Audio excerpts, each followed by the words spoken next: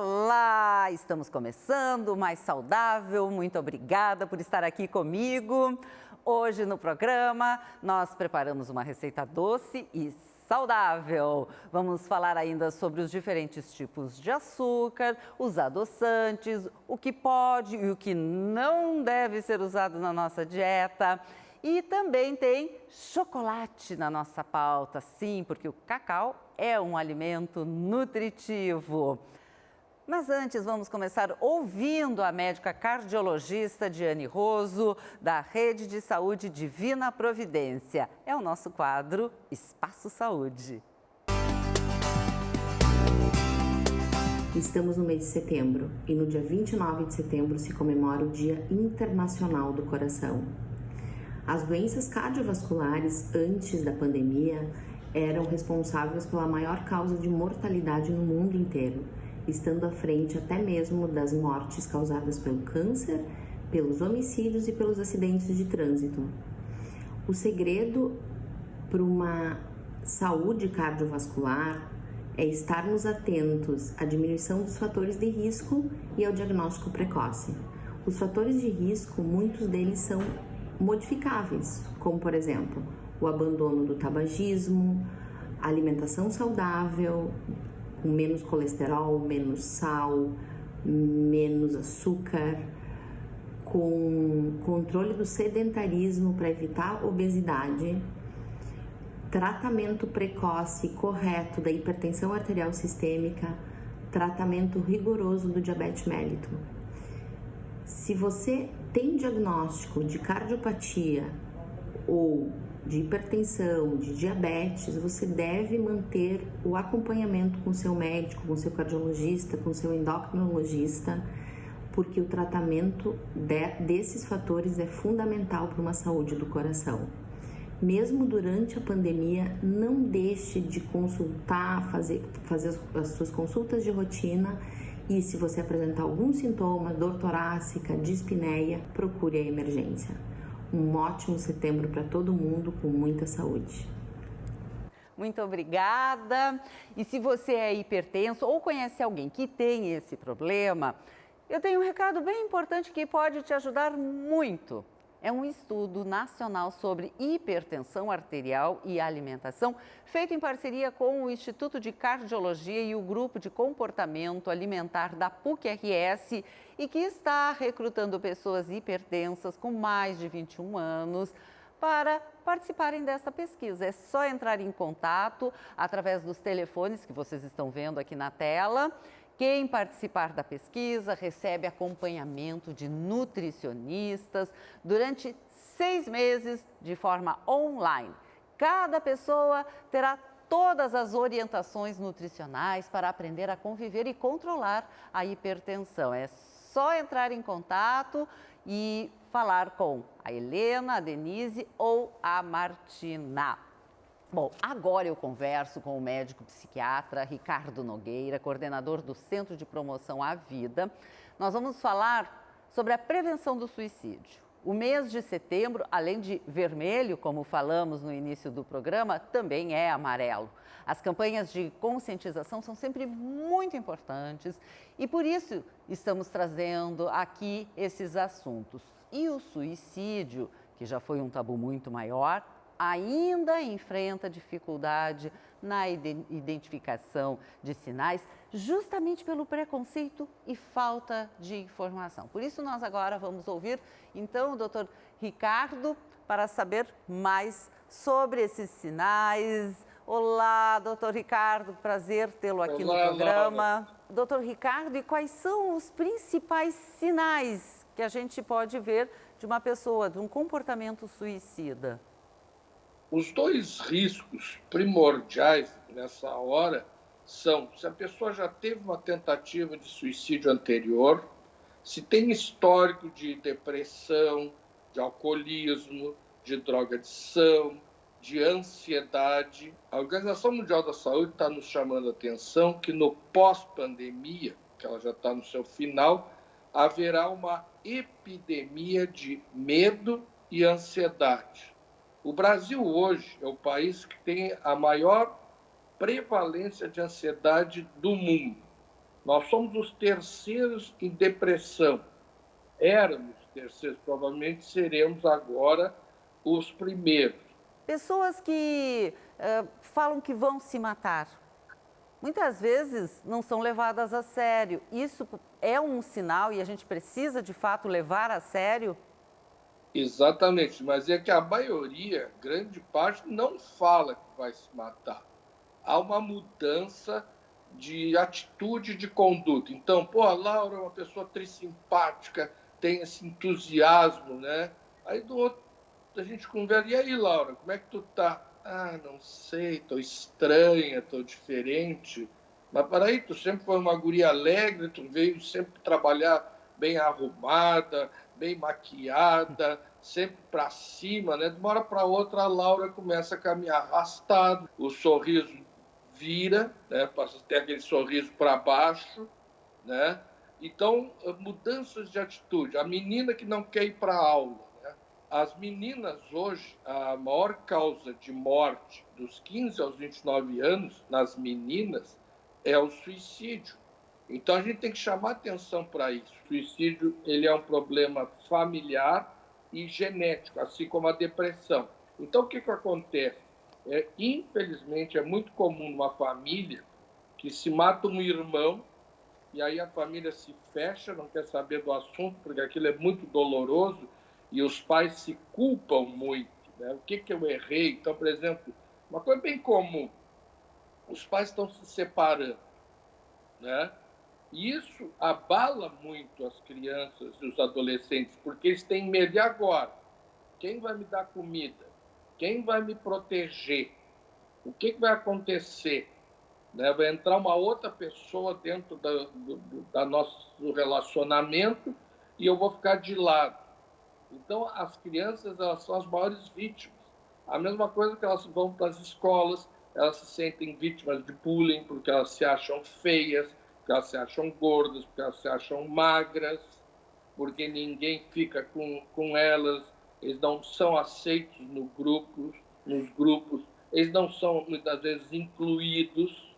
Né? Então, o que todo mundo quer é o quê? Atenção, isso que a gente quer, ser aceito e ser do grupo de pertencência. Na maioria das vezes a pessoa não pede ajuda porque ela tem vergonha. As famílias gostam muito assim, vamos nos reunir para festejar, vamos nos reunir para dar risada. E agora é hora da gente se reunir para chorar junto. Então é isso que nós vamos ter que fazer. Olha, gurizada, vamos ter que sair daquela escola particular lá. Preteou o olho da gachada.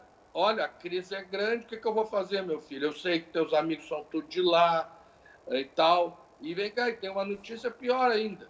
Além de ter que sair daquela escola lá, nós vamos ter que ir para um apartamento menor. E vão ter que vender o carro. E agora? Mas o que acontece? Aí os pais ficam com vergonha. Aí os pais se sentem derrotados, envergonhados. Então, nessa hora, nós temos que estar juntos. Né? A nossa luta é estamos juntos pela vida. Olha, pessoal, tá feia a coisa, mas nós vamos nos juntar aqui, vamos economizar para o ano que vem, vamos retomar tudo de novo, estamos juntos e se abraçar e chorar junto mesmo. Não tem que ter vergonha de chorar junto. A gente acha que tem que ser sempre vitorioso. Isso aí é uma falácia. Na verdade, então, a gente perde, a gente ganha, né? E a vida continua. Bom, é importante, então, falarmos abertamente sobre essas questões para que as pessoas busquem, de fato, alguma forma de se unirem e também de buscar ajuda. Muito obrigada, doutor Ricardo, pelas suas considerações, por todas essas informações que o senhor trouxe aqui para nós. Eu que agradeço a oportunidade. Obrigada. Bom, agora a gente faz um rápido intervalo e já voltamos. Quem gosta de um docinho não pode perder o próximo bloco. Até já.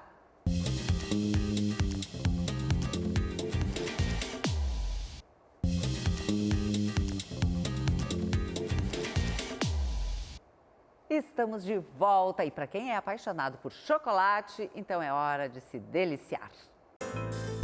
Chocolate é mais do que sabor. Só de olhar já desperta desejo. Há milhares de anos, as civilizações antigas da América do Sul começaram a consumir a semente e a massa do cacau. No século XVII, o chocolate em pó já era consumido na Europa. No Brasil, o produto só chegou no final do século XIX, quando foi instalada a primeira fábrica em território brasileiro. O Cássio é um chefe chocolatier, especialista em chocolate. Para ele, o sucesso do doce é relacionado à sensação de conforto que ele proporciona. É um produto que, dentro da categoria dos doces, ele te traz muito conforto, porque o cacau ele é muito gostoso, a manteiga de cacau, que é a gordura que se utiliza na composição do chocolate, ela é uma gordura que derrete na tua temperatura corporal, então ele derrete com muita naturalidade na boca, ele transporta o sabor do cacau, ele tem açúcar, né?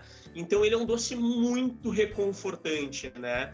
Então, e tem para todos os paladares. Existem 3 tipos de chocolate: o amargo, com maior concentração de massa de cacau e com sabor encorpado, o ao leite, que apresenta aspecto mais cremoso, e o branco, que é feito com manteiga ao invés da massa de cacau. Quando tu tem um chocolate branco, tu tem pelo menos 20% de manteiga de cacau na composição, porque senão ele não é considerado chocolate no Brasil. Ele contém muito leite e contém açúcar. Então são 3 ingredientes básicos, mas chocolate branco é chocolate sim.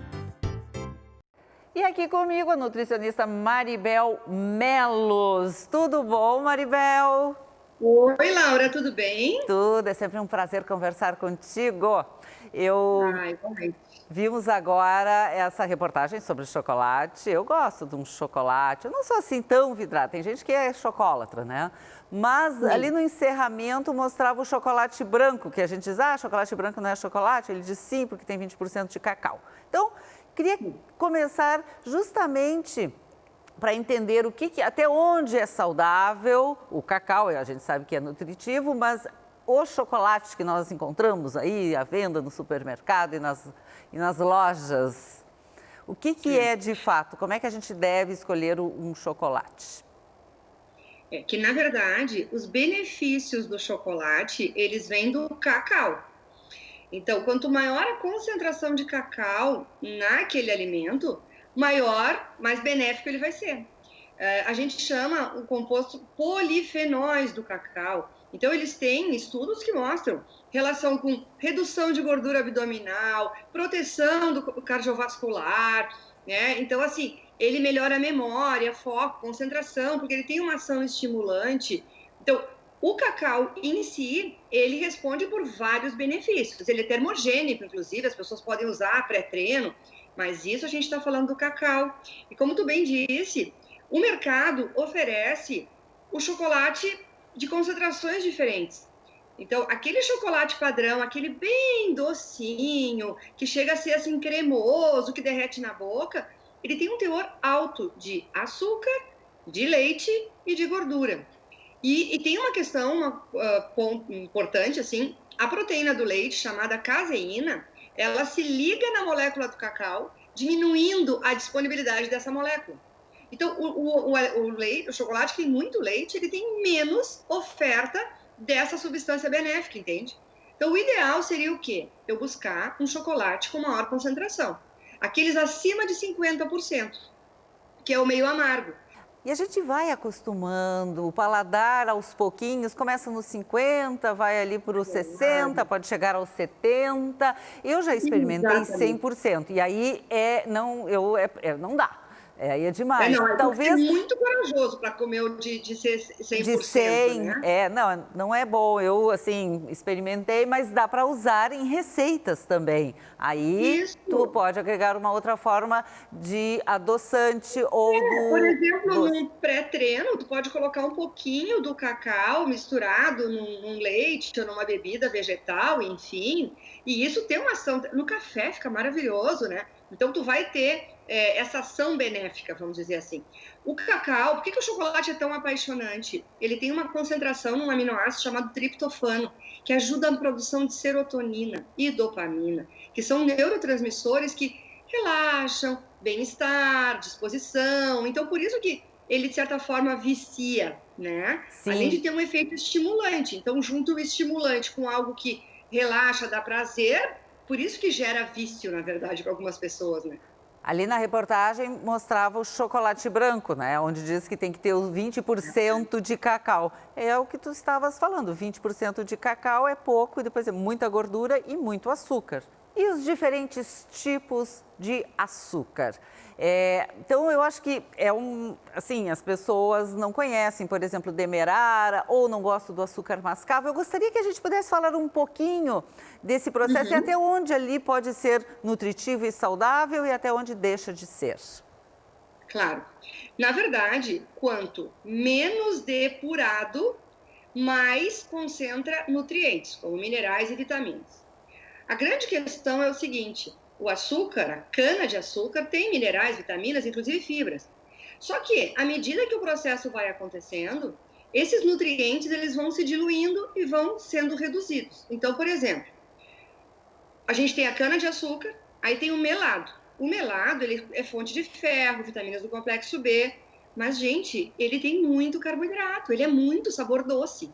Então, o sabor doce continua e a composição de nutrientes é pequenininha, perto de tudo que ele tem de carboidrato. Carboidrato é o nutriente que vai se transformar em glicose no nosso corpo. Depois do melado, a gente tem o açúcar mascavo. Então, ele depurou, desidratou e ficou o mascavo. Então, ele preserva algumas vitaminas. Mas como ele depurou, passou pelo calor, alguma coisa se perdeu. Depois, a gente tem o demerara. O demerara como eu digo assim, ele é resultado da depuração. Ele está no meio do caminho, né? O demerara, a grande vantagem que eu acho dele, ele não deixa tanto o sabor de rapadura do mascavo, é mais parecido com açúcar branco, e como ele é mais concentrado, por exemplo, se tu triturar, tu pode usar o dobro, tu usa metade, vamos dizer assim, com o mesmo resultado. Então tem essa vantagem. Preserva um pouquinho de vitaminas e minerais, mas quase nada.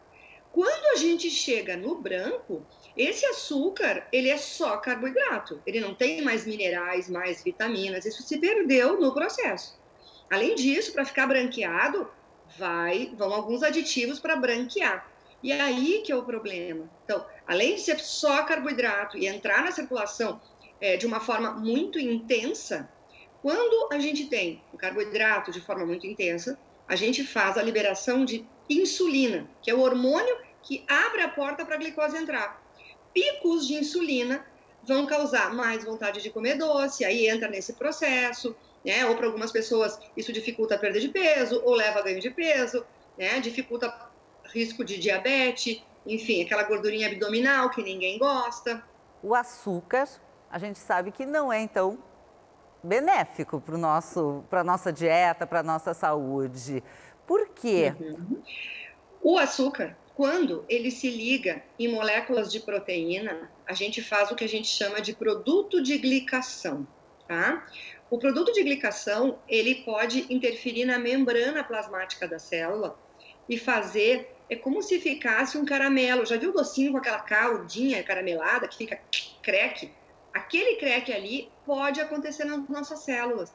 Então, para fazer ruga é mais rápido. E não só ruga, a gente está falando de ruga de pele, mas isso a gente pode acontecer lá dentro das artérias, dos vasos, né? A parte respiratória, tudo compromete. O risco de ter um evento cardiovascular, de ter problema circulatório e até tem um órgão que é o que mais sofre com açúcar, Laura, que é o cérebro. Para o cérebro, o açúcar branco é uma bomba, né? Porque ele chega numa informação assim, tá chegando um monte de energia. Só que essa energia não é real, ela é extrema, ela é muito mais do que o nosso corpo e o nosso cérebro está preparado. E os adoçantes? Pois então. Essa né? é uma grande polêmica. Os antigos eram aspartame, ciclamato, sacarina. Hoje a gente tem xilitol, eritritol. Entrou um novo agora, que é o Han ou Shui lá, né, a fruta dos monges. Então, assim, estévia, tá toda hora entrando um produto novo no mercado. O que acontece? Esse xilitol e eritritol, que são os modernos agora, tá? Eles são à base de polióis. São moléculas derivadas da fermentação de bactérias sobre milho ou sobre açúcar. Então, é um processo biotecnológico, tá? A vantagem, as nossas bactérias intestinais, elas não conseguem quebrar e não se transforma em energia, então a gente não absorve. Aí entra uma questão. Então, a gente não absorve, não se torna calórico, ok? Não sobe o nível de açúcar do sangue, não libera insulina. Porém, afeta a saúde das nossas boas bactérias. E a saúde das nossas bactérias é importante, inclusive para manter a glicemia. A sacarina, o ciclamato, o aspartame, vários estudos relataram que eles trazem risco de doenças como câncer, questão de demência, eles são bastante polêmicos nesse sentido. Gente, só que lógico, tudo isso depende da concentração, da quantidade utilizada. O problema é que as nossas glândulas salivares, as nossas papilas que estão na boca, vão se acostumando com aquele sabor. E aí as pessoas passam de usar 5 gotas para 10 gotas, depois 15 gotas, aí começa a ficar tóxico. Então não são 5 gotas que é o problema é usar durante muitos anos uma dose muito alta. Tem um outro que eu gosto muito de indicar, que é a estévia. A estévia é um adoçante de boa qualidade, não prejudica as bactérias intestinais, ele é extraído de uma folha, era usada pelos índios como um adoçante, então ele é uma folha, ele é natural, tá? Cuidem só, na hora de comprar, que esteja escrito apenas estévia, 100% estévia. O recado que eu queria dar para vocês era o seguinte em relação à questão do açúcar, tá? Eu acho que, por exemplo, quem não é diabético, é preferível usar uma quantidade menor de um açúcar demerara, de um açúcar de coco, de usar das frutas, do sabor doce das frutas, do que muitas vezes ficar usando vários adoçantes diferentes e muitas vezes caros, esses adoçantes à base de polióis para o intestino. Tem pessoas que têm muita distensão, têm gases, ficam mal de consumir esse adoçante, paga caro, não tem o sabor que gostaria e ainda fica mal a parte, né, em termos intestinais. Então, às vezes, usar um pouquinho de açúcar, né? Ou então, até o diabético, o cardiopata, pode utilizar fruta. Gente, faz tâmara. Existe um açucareiro, a gente chama, na culinária viva, a gente chama de açucareiro vivo. Pega algumas tâmaras, coloca um pouquinho d'água e põe na geladeira. Isso vai formar uma caldinha. Isso serve para adoçar super bem, né? Então, fazer purê de banana, purê de maçã, fica ótimo. São coisas que adoçam as receitas. Tem muito bolo de banana que se faz hoje, é a base só de banana, né? Não precisa nenhum tipo de adoçante. Isso. A canela, a baunilha, tudo isso ajuda a despertar o sabor doce. Muito obrigada. Foi ótimo, como sempre, muitas informações, foi um prazer conversar contigo e agora eu vou continuar aqui e é com a tua filha, sim, que vai nos mostrar uma surpresa para ti. Então, nós não poderíamos deixar de mostrar uma receitinha doce feita pela Gabriela Melos, que é estudante de nutrição. Vamos ver? Que amor, uma dobradinha, mãe e filha. Dobradinha. Oi, hoje a gente vai aprender a fazer uma mousse muito simples, muito fácil de fazer, que só leva 2 ingredientes, que são eles: ovos, aqui eu vou usar 4 ovos inteiros, e chocolate. Aqui tem 200 gramas, que é mais ou menos 2 barras. O primeiro passo é derreter o chocolate. Existem 2 possibilidades para derreter o chocolate.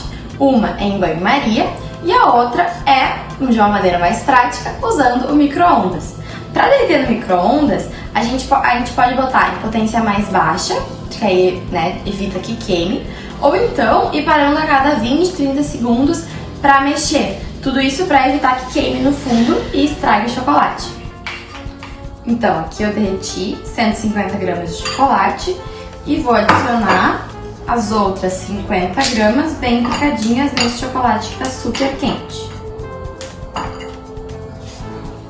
Outro detalhe é que aqui eu escolhi usar um chocolate 80% cacau sem açúcar e um outro 50% cacau sem açúcar.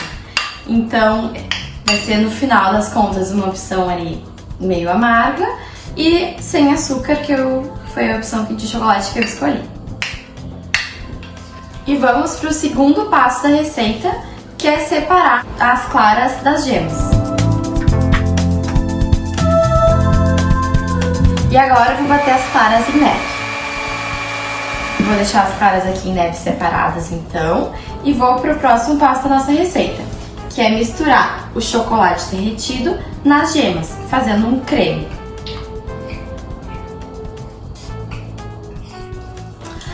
Uma dica, é importante que os ovos estejam em temperatura ambiente na hora de misturar o chocolate quente às gemas.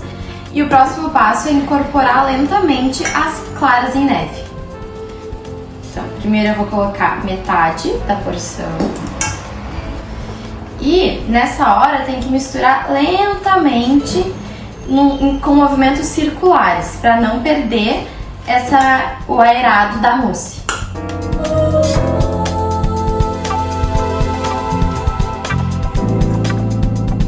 Fica com essa textura aqui, ó. E agora a gente vai passar para um recipiente que possa ir para a geladeira. Pode colocar em um único ou então em porções individuais. Essa parte agora é opcional, mas eu acho que dá um toque especial, que é colocar pitadinhas de flor de sal por cima. E depois é só levar para a geladeira e deixar por pelo menos 2 horas para firmar bem e ficar com a textura da mousse. Muito obrigada, Gabriela! E o programa vai ficando por aqui. Se você quer rever todos os conteúdos do Mais Saudável, é só entrar no canal da Band no YouTube. Nos acompanhe também no Instagram e na página da Band no Facebook. E você ainda pode me seguir no Instagram, @LauraMedinaSaúde. Muito obrigada pela sua audiência e até semana que vem. Tchau!